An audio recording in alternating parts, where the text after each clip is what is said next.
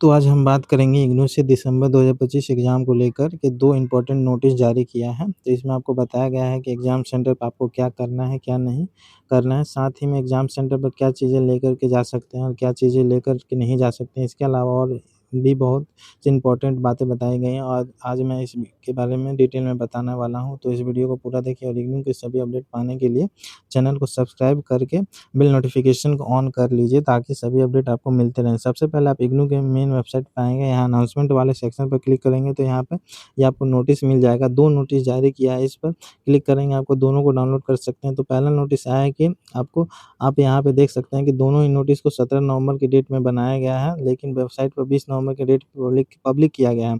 अब देखिए कि इसमें आपको क्या बताया गया है। सबसे पहले तो आपको बताया गया है कि जो आपका दिसंबर 2025 सेशन का एग्ज़ाम है वो 1 दिसंबर 2025 से स्टार्ट होने वाला है और 14 जनवरी 2026 तक चलेंगे।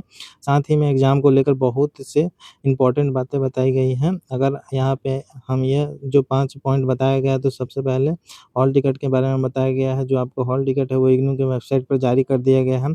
समर्थ पोर्टल पर आप अपना लॉगिन डिटेल डाल करके अपना हॉल टिकट को डाउनलोड कर सकते हैं, यानी कि एडमिट कार्ड को फिर आपको एग्ज़ाम सेंटर के बारे में बताया गया है कि आपको फॉर्म फिलअप के दौरान भी जो एग्ज़ाम सेंटर भरा था आपको वही दिया गया है। कुछ बच्चों का एग्ज़ाम सेंटर चेंज भी हुआ है, लेकिन जिनका भी चेंज हुआ है वह तो आपका नियरेस्ट एग्ज़ाम सेंटर ही दिया गया है और ये यूनिवर्सिटी के पास अधिकार भी है कि यूनिवर्सिटी बच्चों को दूसरे एग्ज़ाम सेंटर में शिफ्ट भी कर सकता है। अभी आपको जो भी एग्ज़ाम सेंटर मिल चुका है, आपको उसी वाले एग्ज़ाम सेंटर पर अपने सभी एग्ज़ाम देने होंगे। अब आपका एग्ज़ाम सेंटर चेंज नहीं किया जा सकता है।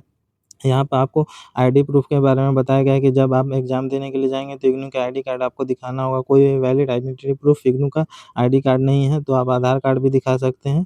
अब आप जब भी एग्ज़ाम देने के लिए जाएँगे तो यह चीज़ आपको वेरिफ़िकेशन के लिए इस्तेमाल किया जाएगा। साथ ही में यहाँ पे आपको ये भी बताया गया है कि जब आप एग्ज़ाम सेंटर पे एग्ज़ाम देने के लिए जाएँगे तो वहाँ पर जो आपका पर्सनल चीज़ें हो गया, जैसे कि बैग हो या मोबाइल हो या फिर कोई और भी इलेक्ट्रॉनिक गैजेट वग़ैरह हो गया, यह सब आपको वहाँ पर रखने की कोई व्यवस्था नहीं है। आप सबको अपना सामान डेस्क पर खुद ही रखना होगा। यहाँ पे आपको यह भी एडवाइस दिया गया है कि यह सब चीज़ें आप लेकर के नहीं जाएँगे तो ही अच्छा रहेगा। अगर ये लेके जाते हैं तो इसके ज़िम्मेदार आप खुद ही होंगे। पार्किंग फैसिलिटी के बारे में आपको बताया गया है कि अगर कोई भी स्टूडेंट अपना व्हीकल लेकर आता है, अपना गाड़ी लेके जाता है तो पार्किंग वगैरह का उन्हें खुद ही देखना होगा, क्योंकि एग्ज़ाम सेंटर पर पार्किंग वगैरह का कोई भी बंदोबस्त नहीं किया गया है।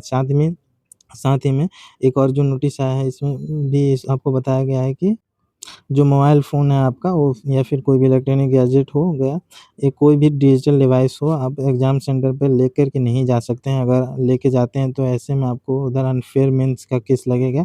और साथ में ये बताया गया है कि और क्या-क्या चीज़ें करके आप अपने ऊपर अनफ़ेयर मीन्स का केस लगेगा। तो पहले तो वही बताया गया कि एग्ज़ाम स्टार्टिंग डेट वगैरह के बारे में, और इसके बाद फिर यहाँ पे आपको ये बताया गया एग्ज़ाम सेंटर पर मोबाइल फ़ोन ले जाना मना है, यानी कि आपको एग्ज़ामिनेशन हॉल में इसके अंदर आप मोबाइल फ़ोन लेके नहीं जा सकते हैं। अगर फ़िज़िकली आप एग्ज़ामिनेशन हॉल में मोबाइल फ़ोन लेके जाते हैं, अगर आप पकड़े जाते हैं तो यहाँ पर आपको ये भी बताया गया कि अगर ये मिलता है तो ऐसे में आपका मोबाइल जो भी है वो ज़ब्त कर लिया जाएगा। और ऐसे में आपको बताया गया है कि आप एग्ज़ाम सेंटर पर मोबाइल ना लेके जाएँ तो ही अच्छा रहेगा।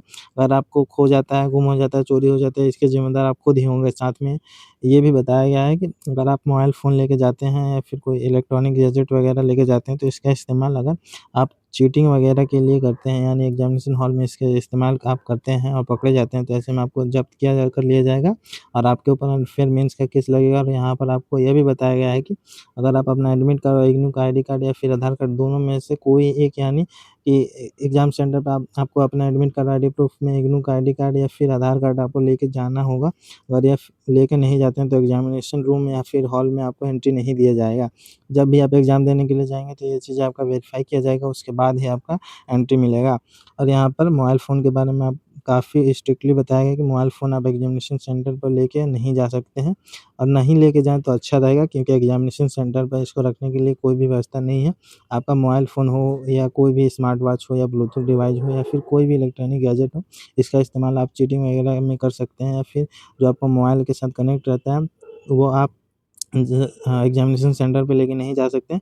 यहाँ पे आपको बताया गया है कि अगर ये खो वगैरह जाता है तो इसके ज़िम्मेदार आप खुद ही होंगे। डैमेज हो जाता है फिर आपके बैग में हो या बुक्स हो या कोई भी मटेरियल, कोई भी इक्विपमेंट हो, टोटल के ज़िम्मेवार आप होंगे। साथ में ये भी बताया गया है कि आपको यहाँ भी बताया गया है कि जब आप एग्ज़ामिनेशन हॉल में अपना पेपर लिखेंगे, बहुत से बच्चे क्या करते हैं दूसरों का जैसे कि आगे-पीछे बच्चे बैठे रहते हैं, उनका देख के कॉपी करके प्रयास करते हैं या फिर बच्चों को दिखाते भी हैं, तो ये आप कॉपी कर सकते हैं, यानी कि कॉपी करने का चीटिंग करने का परमिशन दे देते हैं आगे-पीछे से। और ऐसे में अगर आप पकड़े जाते हैं, तो आप दोनों का ही पेपर कैंसल कर दिया जाएगा, देखने वाले का भी और दिखाने वाले का भी। इग्नू में यह रहता है कि मान लीजिए आप अगर जितने भी सब्जेक्ट का एग्ज़ाम देने वाले हैं, अगर एक पेपर पर आपका अनफेयर मेंस का केस लगता है, तो सारे में ही लग जाता है। मान लीजिए आपका 7 पेपर है तो अच्छे से दिया, जिसमें कि आपने चीटिंग नहीं किया और 8वाँ पेपर में आपका चीटिंग कर लिया और पकड़े गए, तो आपका पेपर कैंसल हो जाएगा। पूरे 8 के 8 तो पेपर हैं आपके, सभी सभी ये चीज़ें बताया गया है कि आपका चीटिंग वगैरह भी नहीं करना है।